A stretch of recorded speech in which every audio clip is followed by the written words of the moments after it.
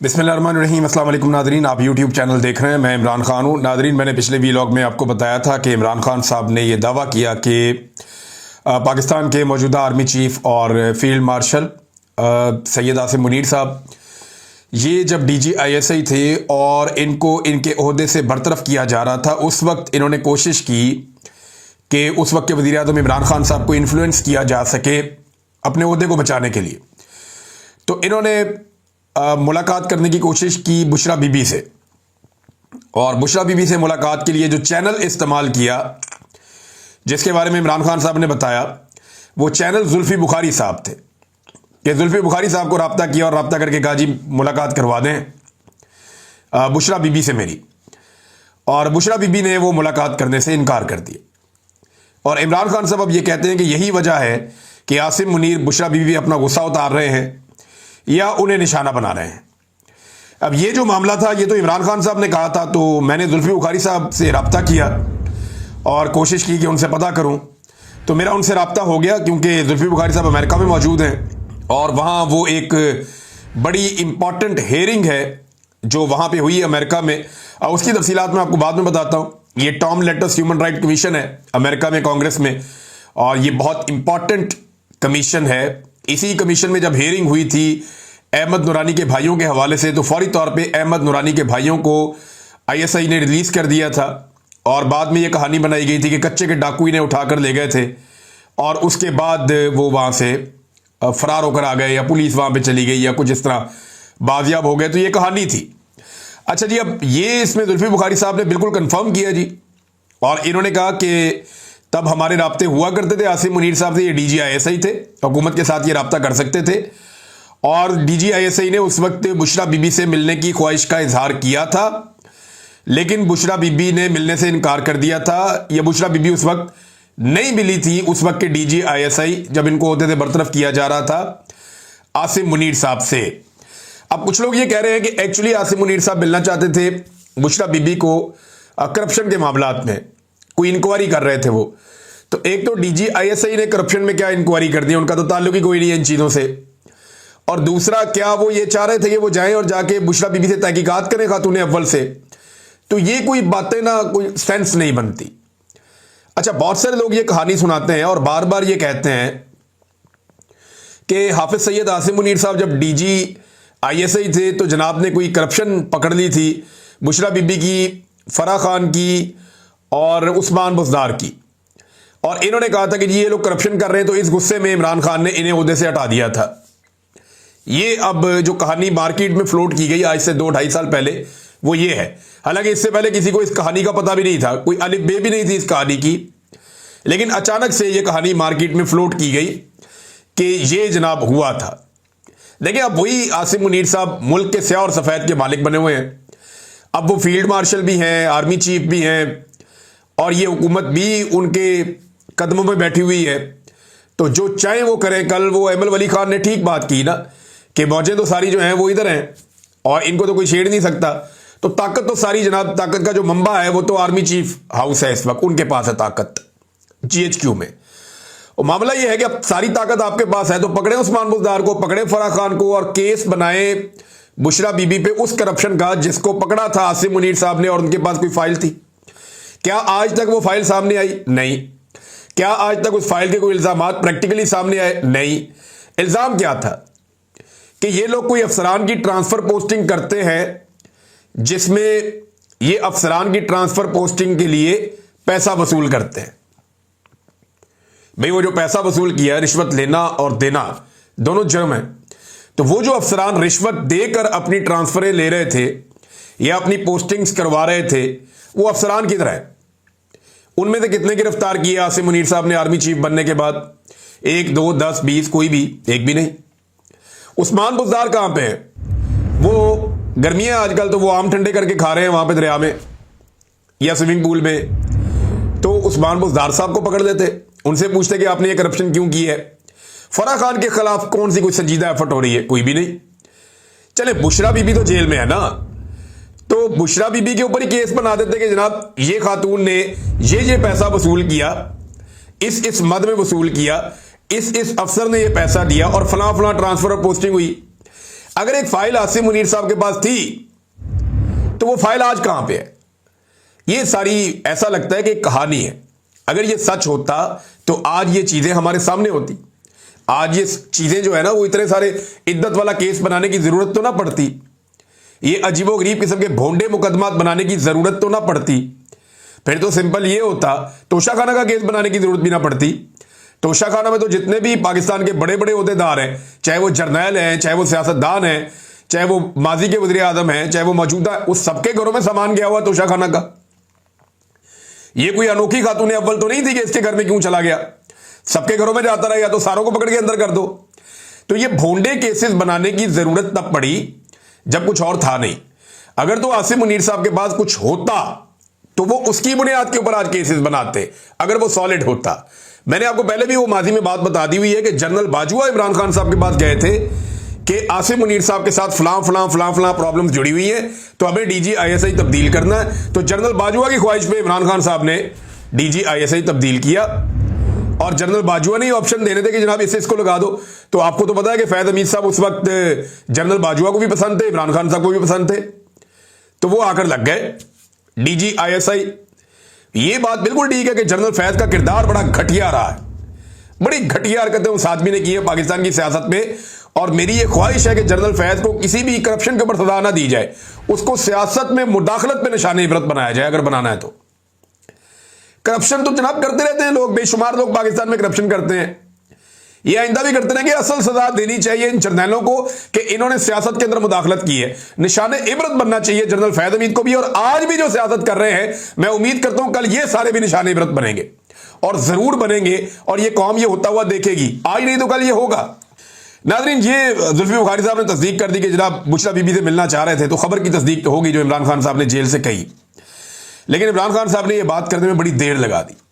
उन्हें भी ये बात बहुत पहले करनी चाहिए थी, यानी उन्हें ये बात बता देनी चाहिए थी कि जनाब क्या वजह क्या है, आसिम मुनीर साहब को क्यों गुस्सा है उनकी अहलिया पे, तो ये बात वो पहले करते। अच्छा जी, जुल्फी बुखारी साहब की जो हेयरिंग हुई है अमेरिकन कांग्रेस में, Tom Lantus human rights commission, ये बड़ा इंपॉर्टेंट है। इस हेयरिंग को रुकवाने की भी कोशिश की गई और पाकिस्तान से कोशिश की गई, और ये कोशिश पाकिस्तान तहरीक इंसाफ के अंदर से की गई। हत्ता कि यह भी कहा गया कि जुल्फी बुखारी को रोका जाए, कुछ और लोग हैं जिन्हें मौका दिया जाए, यह भी हुआ। और कुछ ऐसे लोग जो वहां जाकर बोलना चाहते थे, जो खुद विक्टिम है, जिनके साथ बड़ी ज्यादतियां हुई हैं, उन लोगों को बाकायदा पहले इनवाइट किया गया था कि आप लोग भी वहां पे आएंगे और आकर आप कांग्रेस के अंदर बताएंगे कि आपके साथ क्या जुल्म और जबर हुआ है। फिर उन सारे लोगों का मौका भी छीन लिया गया। बहरहाल जुल्फी बुखारी साहब का मौका नहीं छीन सके, उन्होंने जाकर बात की, इमरान खान साहब पर जो मुकदमात हैं उस हवाले से बात की, जो जेल में उन पर और उनकी अहलिया पर सख्तियां हो रही हैं उन पर बात की, जो दीगर कैदी हैं पाकिस्तान तहरीक इंसाफ के कितनी बड़ी तादाद में है, कितने लोग पकड़े गए हैं, कैसे रहनुमा अभी भी जेलों में है, उसके बारे में बात की, जो लोग इंतखाबी धांधलियों में मुलव्वस हैं उस पर बात की, इंतखाबी निशान छीनने पर बात की, और फिर किस तरह फॉर्म 47 जारी किए गए उस पर बात की, इंसानी हुकूक की खिलाफ वर्जियों का मामला उठाया। जुल्फी बुखारी ने चादर और चार दीवारी का तकद्दुस पामाल होने पर बात की, जबरी गुमशुदगियों के मामलों के ऊपर बात की, मीडिया पर जो पाबंदियां और सेंसरशिप पाकिस्तान में लगी हुई है इस पर भी बात की। इन्होंने बताया कि जो अरशद शरीफ साहब के साथ हुआ, जो बाकी सहाफियों के साथ हो रहा है, जिन्हें अपना वतन छोड़ना पड़ गया उनके बारे में बताया, जिन्हें जबरी तौर पर लापता किया गया उनके बारे में बताया। फिर जो फील्ड मार्शल की मुलाकात हुई डोनाल्ड ट्रंप से, इस पर मायूसी भी हुई पाकिस्तानी कौम को। और ये जो सारी चीजें हैं ये जुल्फी बुखारी साहब ने, और बहुत सारी और डिटेल मैं सारी तो आपको बता नहीं सकता, ये बाकायदा वो पढ़ा हुआ है इंटरनेट पे, आप जाके पढ़ सकते हैं। तो बहुत बड़ी एक डेवलपमेंट है और ये भी रुकनी नहीं है। आने वाले दिनों में और भी कुछ हेयरिंग्स आ रही हैं जिनमें जुल्फी बुखारी और उनकी टीम ये इंपॉर्टेंट रोल प्ले करेंगे, कुछ और लोग हैं वो भी इंपॉर्टेंट रोल प्ले करेंगे आने वाले दिनों में। तो ये लंबी लड़ाई है, ये इतनी जल्दी खत्म नहीं होनी। पाकिस्तान तहरीक इंसाफ के अंदर एक धड़ा है जो पाकिस्तान में मौजूद है, और ये बड़े ताकतवर लोग हैं, अहम पोजीशनों पे इस वक्त मौजूद हैं, चाहे पार्टी के ओहदे हों, चाहे खैबर पख्तूनख्वा की गवर्नमेंट इनके पास है। तो ये समझते हैं कि एस्टेब्लिशमेंट के साथ एक डील पक चुकी है और अब वो डील तैयार हो जानी चाहिए। कुछ दिन पहले एक छोटी सी डील हुई भी है और वो डील बड़ी जल्दी बेनकाब हो जाएगी और आपके सामने भी आ जाएगी कि कौन सी डील हुई, किसने डील की। लेकिन इमरान खान साहब की एक बहुत ही करीबी साथी हैं, बहुत ही करीबी, पॉलिटिकल पल छोड़ दें आप, अभी मैं नाम नहीं लेना चाहता, लेकिन ये जल्दी आपको पता चल जाएगा कि एक डील बिल्कुल माजी करीब के अंदर हुई है। अच्छा नाज़रीन, अब एक और चीज मैं आपके साथ यहां शेयर कर दूं कि पूरा वस्ती पंजाब इस वक्त डूब रहा है। थोड़ी सी बारिश होती है, पंजाब डूबना शुरू हो जाता है और लोगों का करोड़ों अरबों का नुकसान हो रहा है। आम आदमी जो है वो बहुत ज्यादा मायूसी का शिकार है कि एडमिनिस्ट्रेशन बिल्कुल घोड़े बेचकर सो रही है।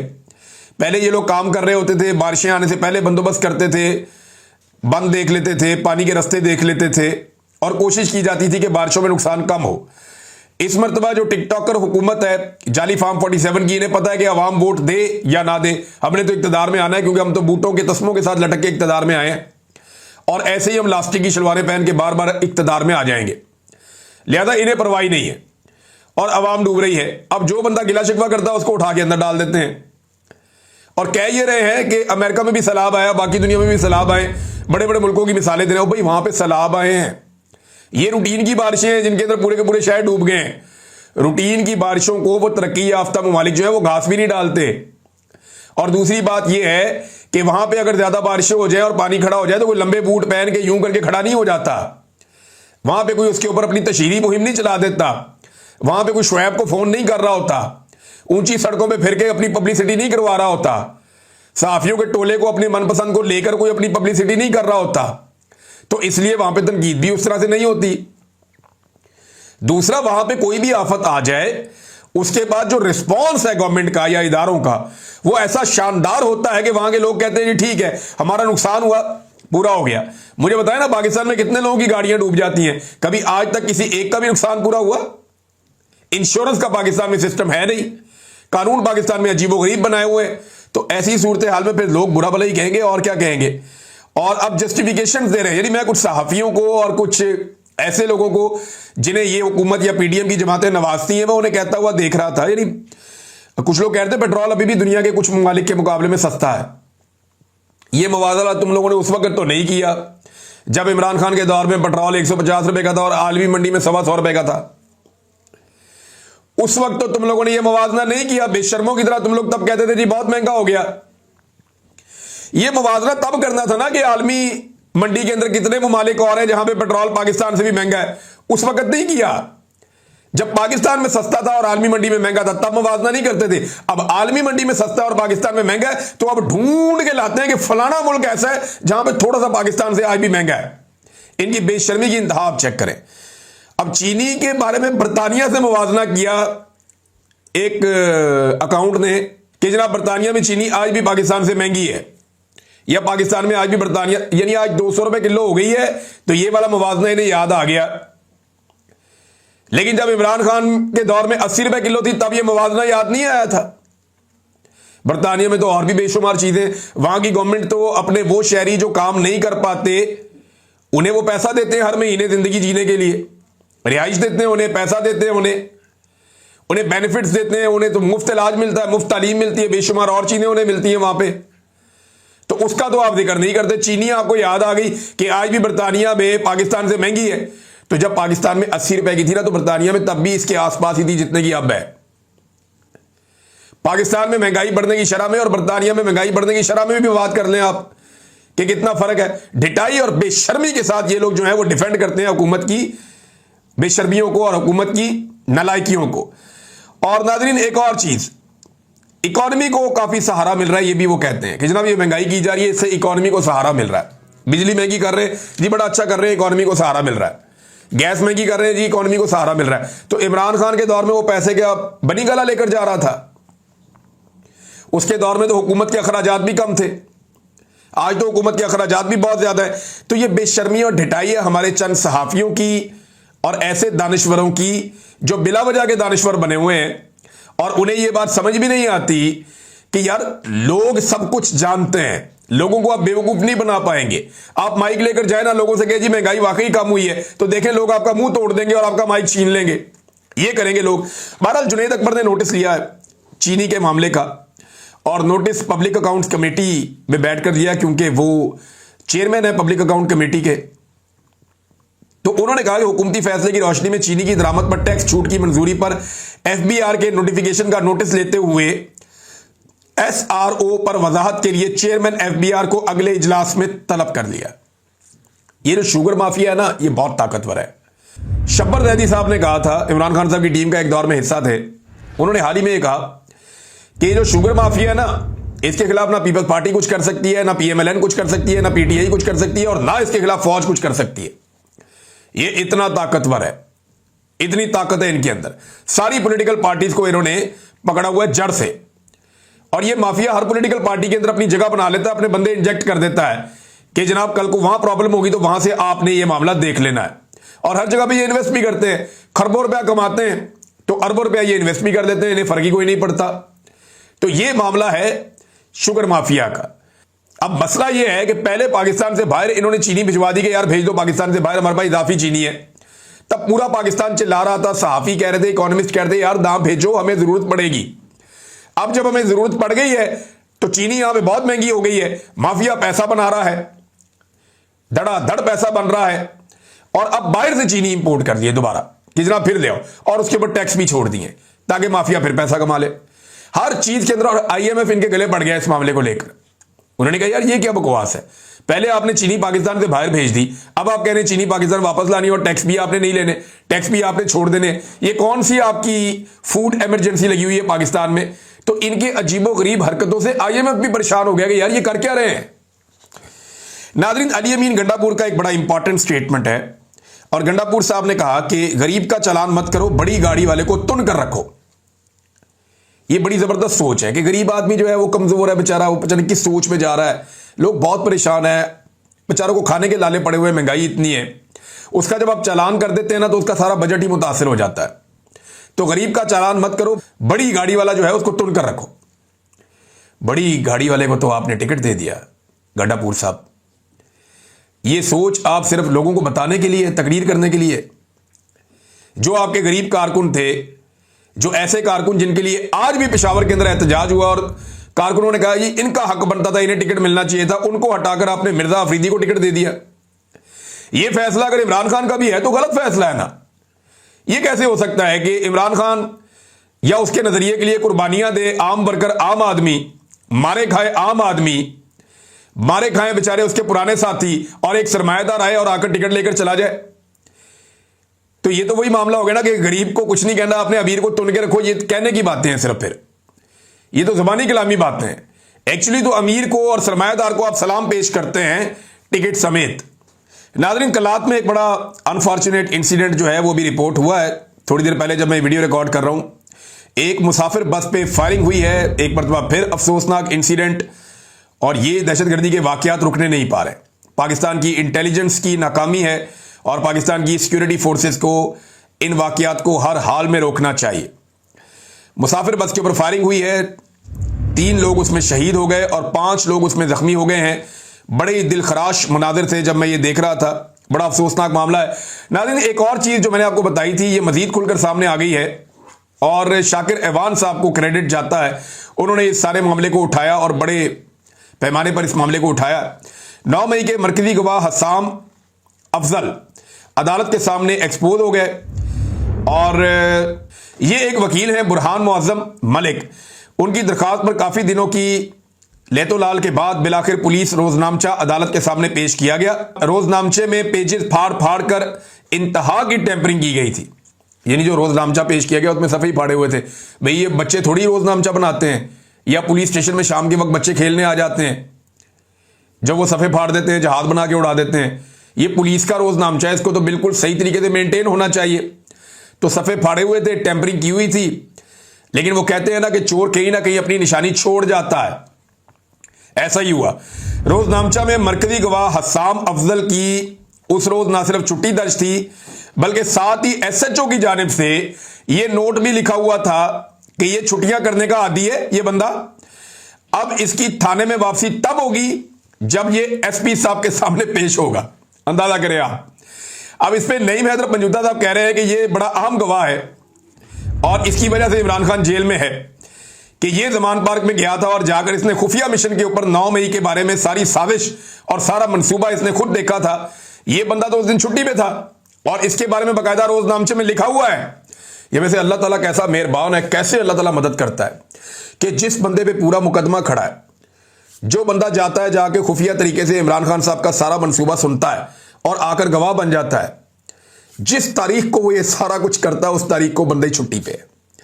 और ना सिर्फ छुट्टी पे है बल्कि एसएचओ ने वहां लिखा हुआ है, एसएचओ ने लिखा हुआ है कि ये बड़ा आदी मुजरिम है, ये बहुत छुट्टियां करता है, एसपी के सामने पेश होगा तो इसको वापस नौकरी पे आने की इजाजत दी जाएगी, ये वापस ज्वाइन करेगा।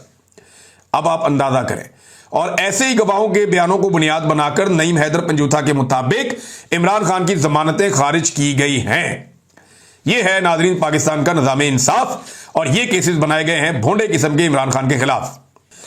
नाजरीन एक और डेवलपमेंट हुई है और वो ये है कि इस्लामाबाद प्रेस क्लब के बाहर बलोच यकजहती कमेटी और सिविल सोसाइटी के ज़रिए एहतमाम नेशनल प्रेस क्लब इस्लामाबाद के बाहर लापता अफराद की बाजियाबी के लिए एहतजाज शुरू हो गया है। वहां पे एक आर्जी तौर पे कैंप लग गया है, वो अपने प्यारों की तस्वीरें लेकर बेचारे बैठे हैं। मेरी सिर्फ एक गुजारिश है कि सिर्फ जाकर इन्हें देखें आप, इन बच्चियों को, ये जो माएँ वहां पे मौजूद हैं, जो बाप वहां पे मौजूद हैं, जो बहनें वहां पे मौजूद हैं, जाकर सिर्फ इस्लामाबाद के शहरी एक नज़र इन्हें देखें आप। ये सिर्फ अपने प्यारों के मुंतज़िर हैं। ये इतना ही कहते हैं कि अगर हमारे प्यारों ने कोई जुर्म किया है तो आप उन्हें अदालत में पेश कर दें। आप जबरी तौर पे उन्हें गुमशुदा या लापता नहीं कर सकते। आप किसी की सांसों के मालिक नहीं बन सकते। आप ये तकलीफ नहीं दे सकते पूरे कुंबे को कि एक आदमी गायब ही हो गया बिल्कुल दुनिया से, उसका पता ही नहीं चल रहा कि बंदा गया किधर। ये आप नहीं कर सकते। दहशतगर्दी तो बलूचिस्तान में अभी भी हो रही है और अगर ये लोग दहशतगर्द हैं तो इन्हें अदालतों में पेश करें, कानून के कटहरे के अंदर लेकर आए ना, ताकि पता चले किसने क्या किया, दूध का दूध पानी का पानी हो जाए। ये लोगों को गायब तब किया जाता है और उन लोगों को नॉर्मली गायब किया जाता है जो लोग नजरियाती लोग होते हैं, जो अपने नजरिए के ऊपर कारबंद होते हैं, जो बात नहीं सुन रहे होते। नॉर्मली उन्हें गायब किया जाता है। दहशतगर्दों को तो मार दिया जाता है। अब तक के लिए इतना ही। अपना ख्याल रखिएगा, अपने इस चैनल का भी। अल्लाह हाफिज।